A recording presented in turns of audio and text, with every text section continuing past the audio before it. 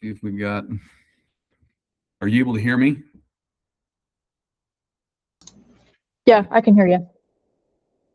I can't hear you. That's why I'm. Let's see. I'm not hearing my own voice, so that's what I'm trying to figure out.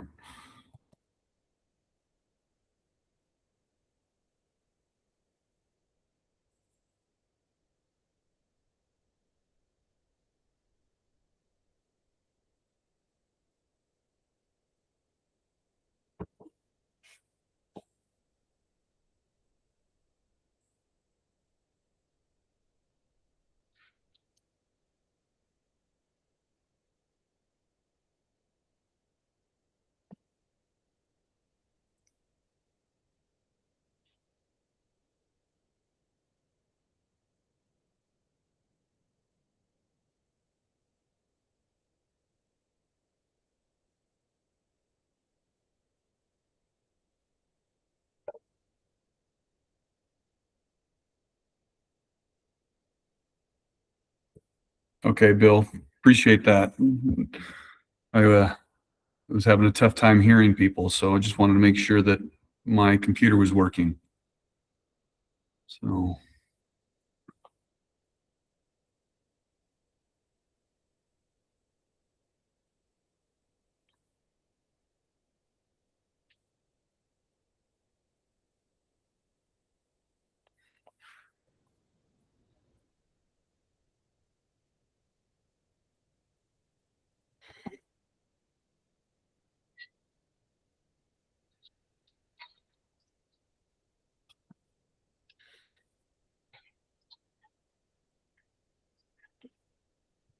We're just waiting for some more people, of course, to join.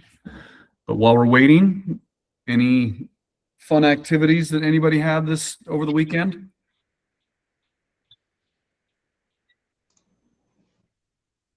I helped my brother pick an engagement ring. That was kind of cool. Oh, Yeah. wow. Yep. Big changes. Lots happening in that family. Yep. So that was pretty Yeah. cool. How do mom and dad feel about that? I think they're a little overwhelmed. It came up pretty quick, but I think they're happy for him. So. Oh, that's good. Yeah. How long have they been dating? They've only been dating 6 months, so it's been a little short relationship, but yeah. Okay. So when you know, I guess. So. Well, there's no perfect system. I mean, you can have people that have dated for 10 years and then all of a sudden they get married and it breaks up a few months later. And then you have people that have met for a couple of days that have been married for decades. So Yep. there isn't a perfect system. Yeah. So Susan, how are you? Good to see you. Thank you. I'm well. How are you? Very well. Very well. So looks like staff got the word to get on the call. Let's hope that a couple of other agents actually got the word. That'll be nice. It's the beginning of summer. Yes, it is. Yes, it is. And even Saturday was a little bit warm, but yesterday even it was windy, but the temperature was very nice. It makes us want to be outside. Yeah. So I'm not surprised if people are there. Yeah, it was a gorgeous day yesterday. So yeah, it was. Yeah, well, good. As we're, like I said, we're waiting for some other people just to join on, and I know usually have to give them a couple of minutes. While we're waiting, do we have any wins for the last, actually, probably the last couple of weeks? Any fun activities, fun events, or wins that you guys had on some transactions that may have been a little bit challenging, but were able to get them across the finish line?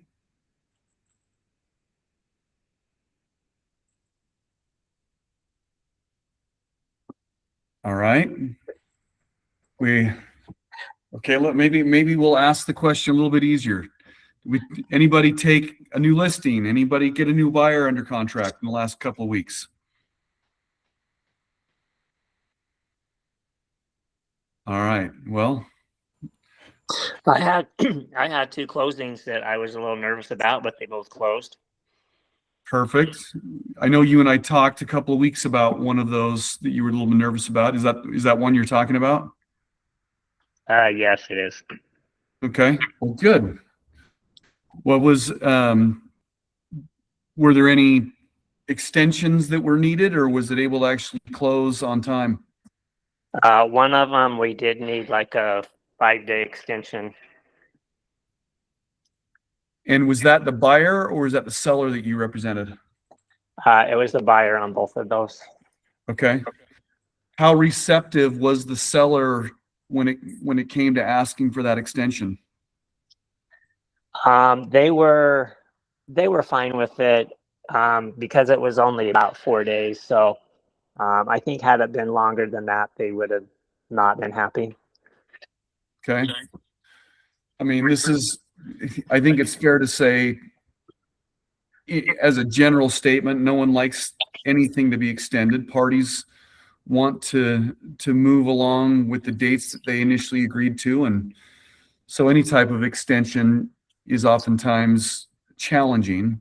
But it seems like right now we've had a little bit. I mean, I'm hearing more extensions that are happening, and so are we preparing our clients, whether it be on the buy side or the sell side, that hey, you know what, sometimes there's a chance that as we get close to the finish line that there may be a date or two that's needed to extend things in order to complete these transactions so that they're not so taken back. But a lot of the conversations I've been hearing, sometimes it seems like the agents are the ones that are the challenge, not necessarily the clients themselves. So hopefully we're acting more like a firefighter versus a fire starter. And that's just kind of the 2 cents. So any other successes? So Don, great job. Fantastic on that. Any other successes before we get jumping in?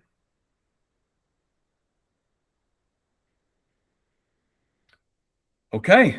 Well, I'll take that silence as the overwhelming excitement to just jump in for today's topic. So we can do that. We can move right into this. So our topic today is it's kind of focusing on a couple of different areas. I've been getting a lot of questions over the last few months of whether or not either a TC that we're using is able, if I can use a TC that happens to be outside of our company, or on a very similar note, I've been getting questions on, hey, can I have an agent that is outside of the company hold an open house for me, or can they open a door for me for a buyer, because I'm going to be out of town and I just need them to show a couple of properties for me. So we're going to dive into this particular topic and really kind of answer the questions on things that can be done, things that can't be done, and why and in the area where things could be done, sometimes the company's going to take a position is like, even though it can be done, is it in the company's best interest to actually do it?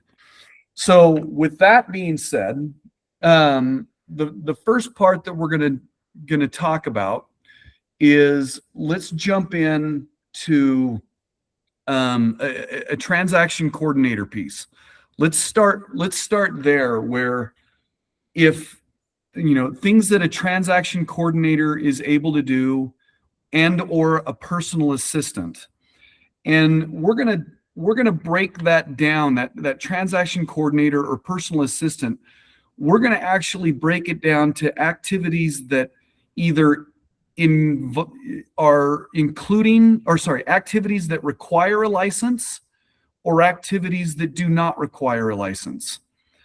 And that's really what's most important, because if if the activities that are being performed do not require a license, well, then there's less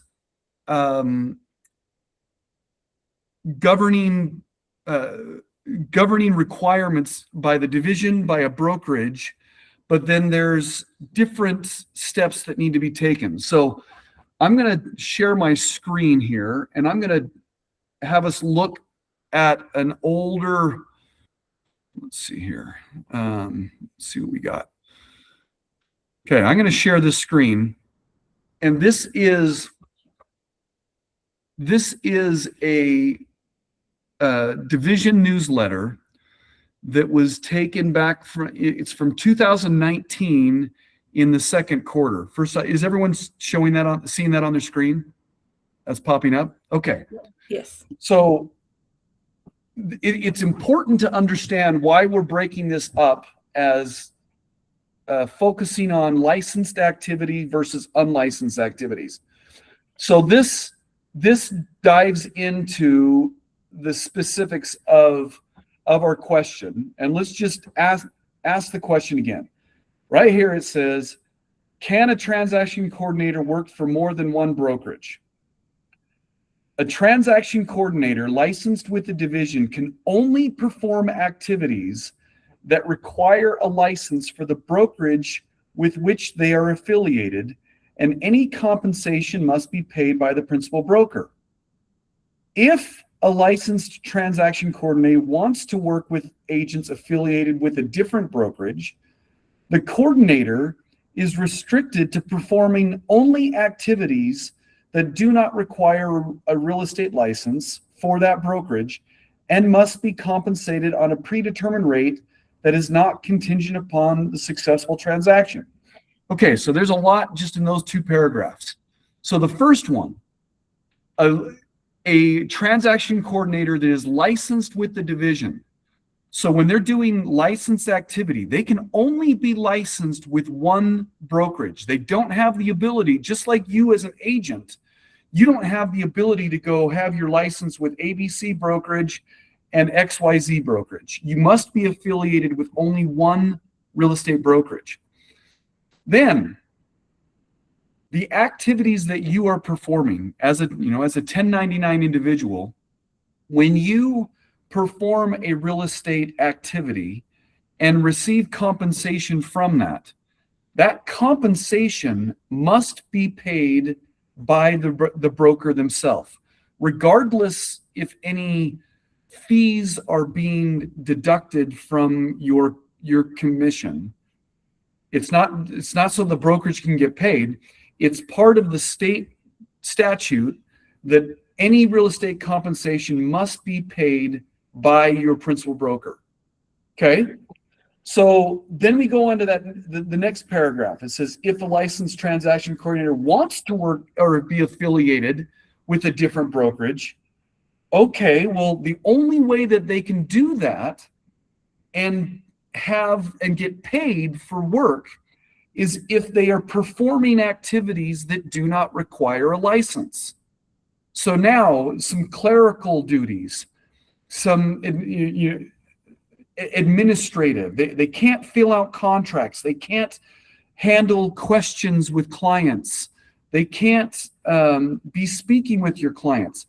They can only perform activities that do not require a license. And then the next piece on that is, and if that is what they're going to be doing, they have to be paid on a predetermined rate, basically like an hourly wage. So they cannot be paid based on the transaction. So that last part, that it's not contingent upon the successful transaction. And you may be thinking, why are we bringing this up? Well, like a lot of these questions that have come forward where we've had agents in our own company, or we have transaction coordinators over the years that have created their own TC company, and they're marketing their services out to multiple brokerages in order to perform act services for these agents. And so we've had agents that are not only inside our company, we've had agents outside of our company that have employed these TCs to be doing transaction coordinator work. Well, it is very clear that that cannot be done if that transaction coordinator is outside of our company. They have to be affiliated with our company. Now, there are multiple reasons as to why. The first part of it is the statute, our rules and regulations require that they must be affiliated with the same brokerage. So if we go down to this next paragraph, it says an unlicensed transaction coordinator can work for multiple brokerages, as we just said, but only can conduct activities that do not require a license and must be paid at a predetermined rate, such as an hourly rate. The same principle applies to personal assistants. So people have asked the same thing, well, they're not a TC, they're a personal assistant. And that's why I started at the beginning of this saying, look, it doesn't matter what the title of their job is. It's really based on, are they performing licensed activities or unlicensed activities? And that's the determination. So the same principle applies where the personal assistant, the division makes no distinction between the two. Okay? Then I want to go down and actually, I'm going to stop sharing this one for a second, and I'm going to go to the next piece that ties right into this. Okay. Are you guys now seeing, this is the buyer broker agreement? Are you guys seeing that form? Okay, good. Okay. The next piece that ties into this a little bit is, as I mentioned, we've had agents that have also tried to reach out to other agents outside of our brokerage and ask to either help them show properties, or we've had agents that are in other companies even reach out to us and ask, hey, would you guys mind if I held an open house for your listing? And on the surface, that sounds like a great idea. That sounds like, hey, you know what? Perfect. I would love to, my seller wants to have the home shown. They would love to have an open house. I'm going to be out of town this week. And so this agent at ABC Real Estate is asking to hold an open house for my company. That's great. Happy to do it. Okay. Well, here's what the key problem to it. The key problem is we as a company, we have an exclusive agency relationship. It's either an exclusive right to sell or it's an exclusive buyer broker agreement. That means that only our company has the right to either sell that house, market that house, or help someone buy a property. It does not give us the right to assign that to another company or another agent outside of the brokerage.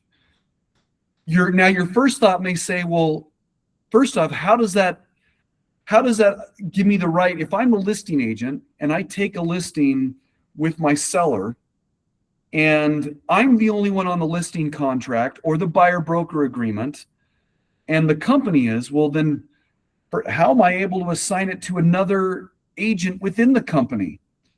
And our exclusive right to sell contracts account for that. So if we go under agency relationship duties, in this example, I've got the buyer broker agreement, but it'll be the same for a listing agreement. Duties of a buyer's agent. By signing this exclusive buyer broker agreement, the buyer designates the buyer's agent and the principal branch broker for the company, the broker, as agents for the buyer to locate properties as referenced in section 1 above, and buyer's consideration and review. Then this next sentence is what's important. The buyer authorizes the buyer's agent or the broker to appoint another agent in the company to also represent the buyer in the event that the buyer's agent or the broker will be unavailable to service the buyer. That right there is the authorization that we receive from our clients to assign to another agent inside our company when we are out of town or need someone else to assist in the transaction. We have that written authorization to do so. And because they're part of our company, that's where that exclusive right still is in play. But if we allow someone who's outside of our company to show a buyer or to show a listing, that is outside of our authorization. We don't have written authorization to do that. And so that's the first mistake that's there. Now, people have often asked, can it be done? What if we were to take on the listing side, what if we were to take a co-listing? Well, a co-listing, which was done I'd say was done more frequently 15, 20 years ago. And the problem with that, it's always been a problem. Back then they created something that was also identified more as sub-agency. So now if we go and address the difference between a co-listing versus sub-agency, and people again were going to ask, well, can this be done? And the answer is yes in one area and no in another. But even though the one on the yes, which we're going to break up, we're going to see that it's not in the best interest of the company. But before I go into this next piece, so far on those two things that we've discussed, are there any questions about what we've discussed so far? No. Okay, thanks, Melissa. And again, the main reason why I want to bring this up is because not only we're seeing several agents within our company that have been doing these things, and sometimes agents are thinking, oh, are we just preventing an agent from being more productive and hurting their business model? And I would never want to do that to any agent that is trying to develop a business model that is not only highly profitable and productive, but no matter what business model we have to do, it has to fall in line with what our administrative rules allow us to do, and then what's in the best interest for the company. So that's the key thing that why we want to address this. And at the end of this, I'm going to also talk about a particular company that exists right there that has a great product, and it seems really interesting and good, but it undermines certain things that can be done. And there's going to be all kinds of technology and companies out there that we're going to come across, and we have to remember as agents, we have a duty to make sure that the things that we try to incorporate as our business model, that it falls within our licensure ability. So going back to this co-listing and sub-agency topic.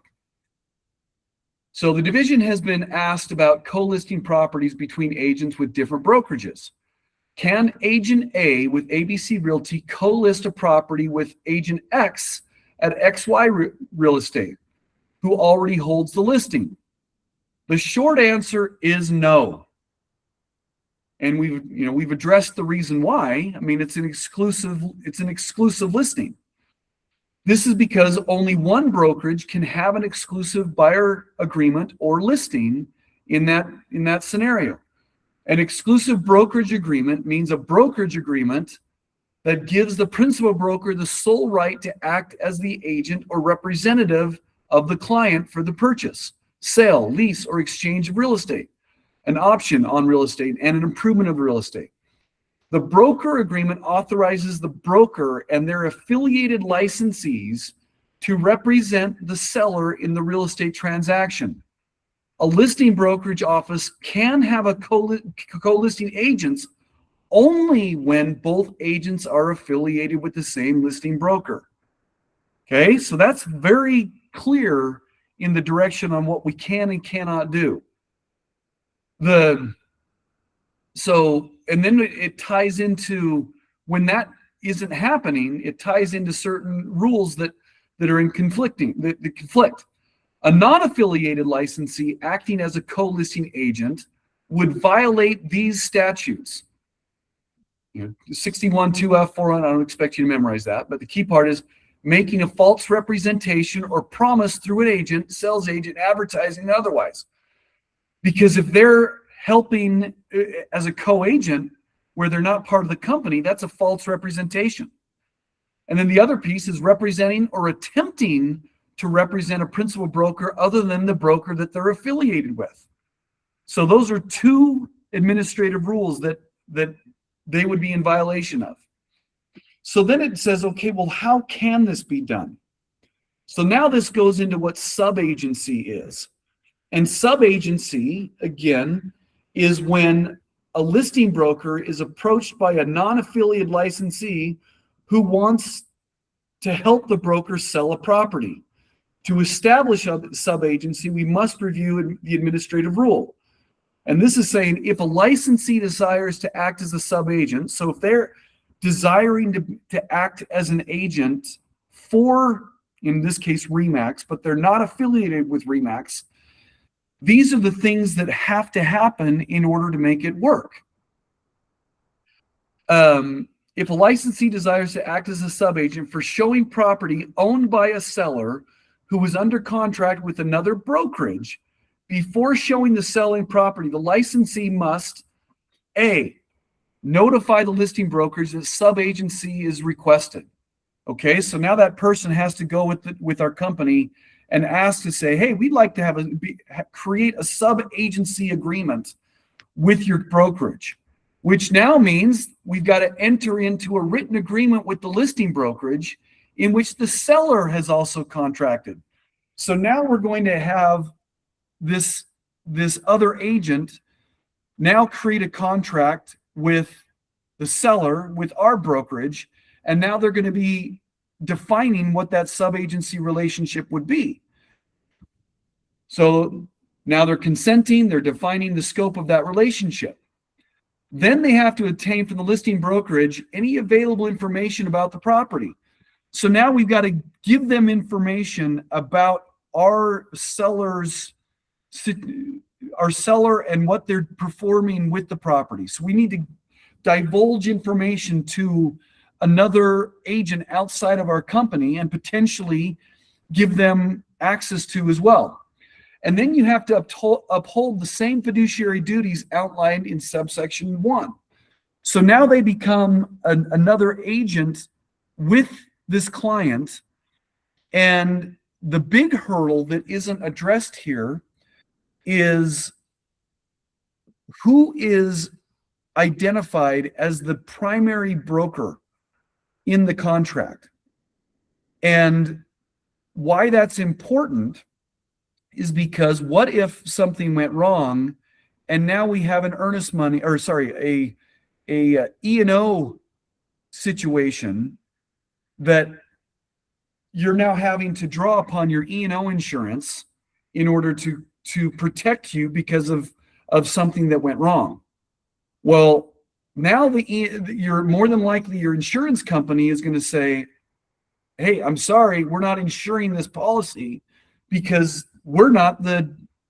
it's not your company that's involved in the listing transaction. It's the other company. So now you've got to identify or try to identify which company is going to be acting as the true agent. Well, when we give an access to both companies, it allows the insurance company to find a loophole to not have to insure that issue. So now it goes back to the next piece is in a sub-agency situation, even though the division may say, okay, there's your loophole that allows that transaction to take place.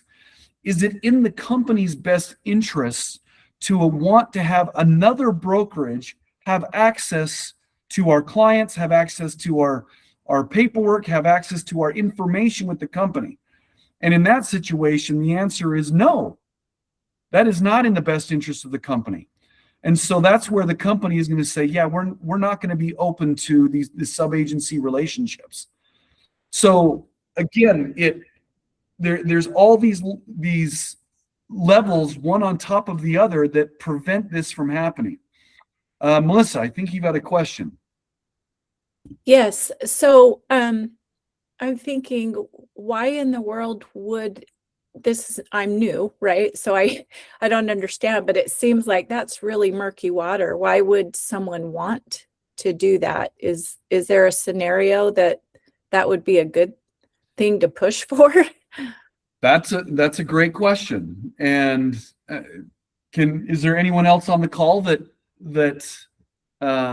before I just jump in and say something, anyone else have something that they might want to add to answer that question?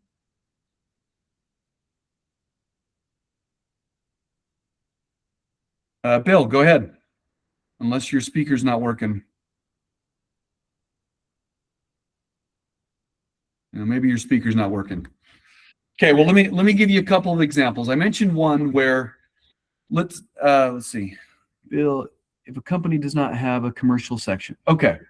So that happened. That has happened where you as an agent, you come across a client that is interested in purchasing commercial, and you don't want to just refer it outright to a commercial agent. So you're trying to maintain some type of involvement in the transaction, and now you want to work directly with a commercial agent.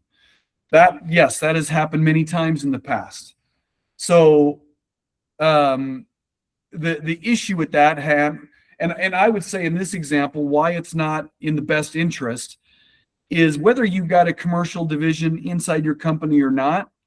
We as agents, if we don't have a knowledge or expertise about a specific thing, let's say, forget commercial, let's say that you're going to look more at an investment property. You've got an investor that wants to know about cap rates. They want to know about is it going to cash flow very well, and you've never done that before. Obviously, you've got to learn, and you can work with someone that has experience, and that is one way to help break you into working with investors. But if you don't have anybody to try to work with, then referring that business out, because we haven't, that's another code of ethics issue, is we have an obligation to be knowledgeable in the field that we are working with our clients. So sometimes we have an obligation where we would want to refer that. Let's say that it's even a residential transaction, that I have a client that wants to buy something down in St. George. And I mean, let's just say I never go down to St. George. I don't know anything about the area. I don't know the locations, but hey, it's a neighborhood. I can get access to their MLS. I should be able to find out about it. Well, it's happened a lot where people have helped buyers buy properties down in areas where they're not familiar, specifically say St. George, and they were unaware of the areas that had the blue clay problem.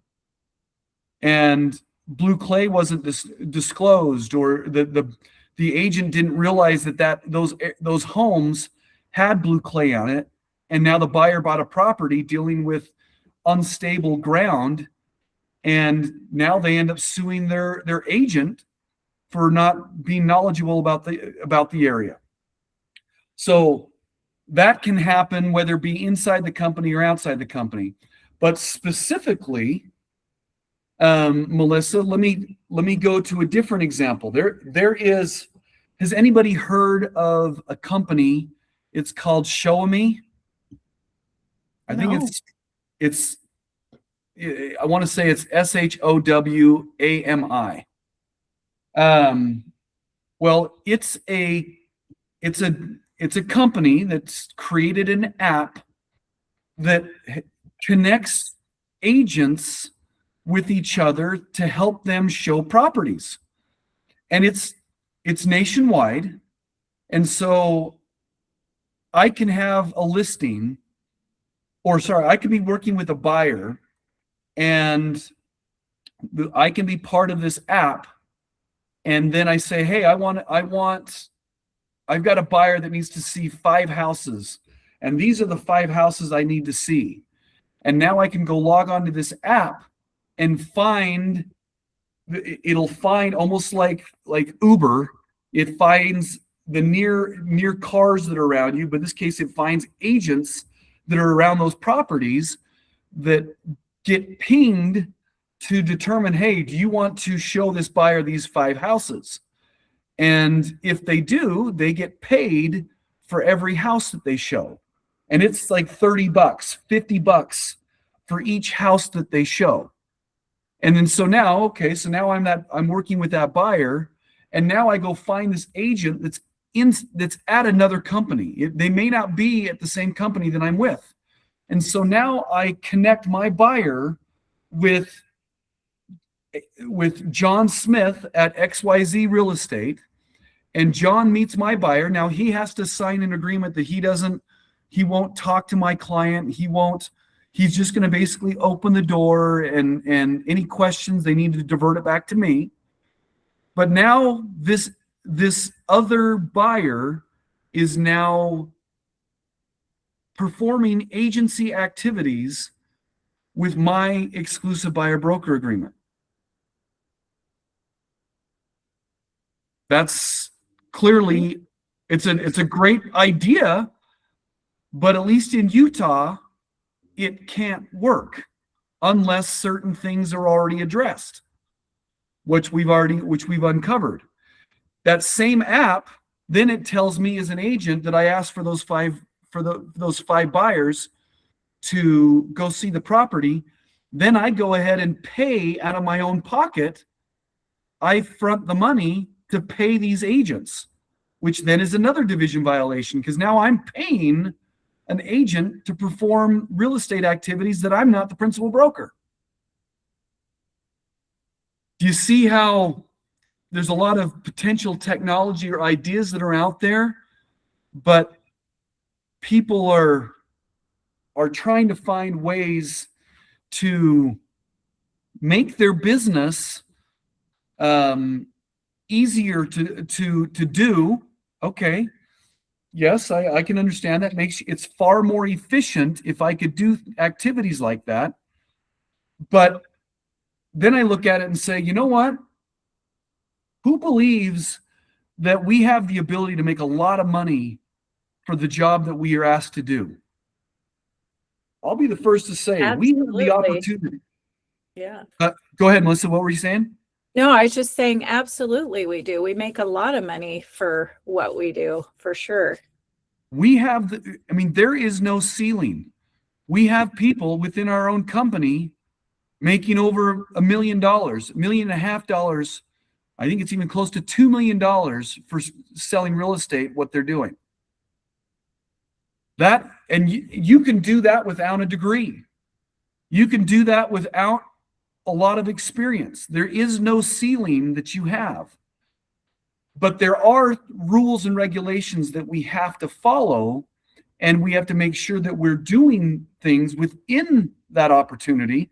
And I'm all for innovation. I'm all for companies that come out there and find ways to help make us more productive and make us better agents for what we do. That's a great thing. So I'm not against technology. But remember, we have a fiduciary duty when we are performing activities, and if something new comes up, the division is going to look at this and say, you either knew or you should have known, because all of us received our real estate license, and all of us, according to the division, they know where the rules and regulations are, and we have an obligation to understand what they are. Now, for those of you that also might be an associate broker, then that responsibility even compounds on your shoulders. So if you make a mistake, again, there's one more added element. You're saying, well, heck, a licensee, a sales agent should know, but most definitely a broker should know. So if you're an associate broker, you don't have to be a branch broker or the principal broker. You still have that same obligation to know what you're being responsible for. So that's where when companies come up and are created, and things are brought forth, and like, oh, hey, this sounds great. rather than just signing up for it, you got to dive into it and find out what's being done. So that company I was talking about, the first thing that came up, I pulled up their website and I looked at I pulled up their rules and regulation and their licensing agreements that they have every single agent who signs up for their platform sign. So let's take the piece on payment. Well, me as an agent, if I've been paying the parties directly on the terms and the legal terms in their agreement, it says that in your state, your broker may be obligated to have to pay these your agents directly. And unless you let us know, we're going to assume that you have the authorization from your broker to pay them for you. So think about it. Think of when you get a new terms and conditions on your cell phone or whatever. How many of us literally read those terms and agreements? We don't. We never do, right? We just sign up for it and it is what it is. So this company has phrased things specifically that it gives them the ability to market their product, but then it also protects them to say, hey, we gave the disclaimer out to the agent. The agent said that they had the authorization to make these calls, to perform these activities. The same thing on dealing with the agency agreement. It says that the agent is indicating that they've received authorization from their broker that allows them to assign someone outside of their company to perform this activity, which clearly has not happened. So all of this comes down to these great ideas of things that we can do and things that we cannot do. And so I just wanted to make you aware of this, that when you have TCs that are outside of other companies that are performing these activities, they cannot do that if they're performing activities that require a license. They can only perform those activities within their brokerage. When agents ask other agents to hold an open house or to go show a property, you can do that within your same brokerage because we have that authorization from our clients and we are the exclusive brokerage for that listing or for that buyer. We can do that within our company, but we can't do it outside of our company. So not only we can't ask an agent to do it outside of our company, if somebody asks us from another company to do it, we can't do that. And then an example, this other example is this third-party tech company that is performing these types of things as well. So I know that's a lot of information, but they all kind of tangle and weave around the same subject, are doing things inside our company or outside of our company, or working with people inside of our company or outside of our company. So that being said, any questions that are specific about this that help that I can answer for you, or at least provide better explanation as to what you can and can't do? Or was I so thorough in my explanation that no question possible could come up? So thorough, and it's not at all confusing. It's clear water that's muddy. That's But right. no, thank you. I mean, it just shows literally, I mean, to your point, we can make a lot of money. It's a great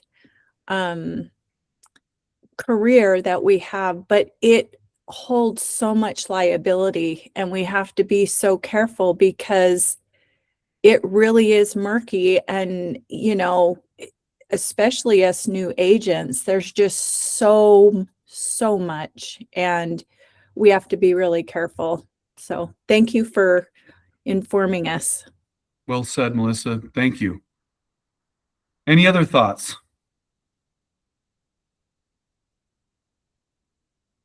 Okay. Well, then I guess I can end with this. I believe we've covered this subject enough. Unless there's something else that is on one of your minds that is off this subject matter, we are happy to go over that. We still got 15 minutes or so on this call if we need it, but if there's no further questions or anything else for it, then I guess we're done for today.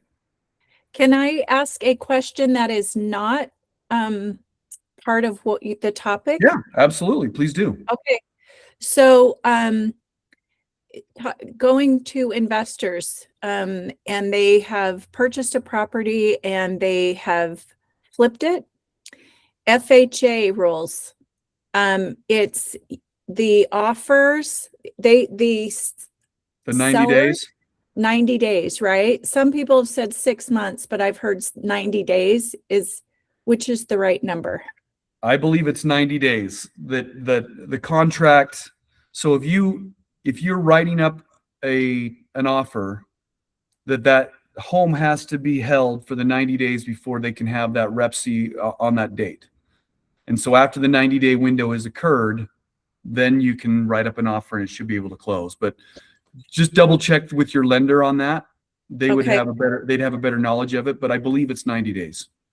Okay, because I've heard like you can accept the offer, you can do all the things, but on day 91 you have to basically rewrite the offer.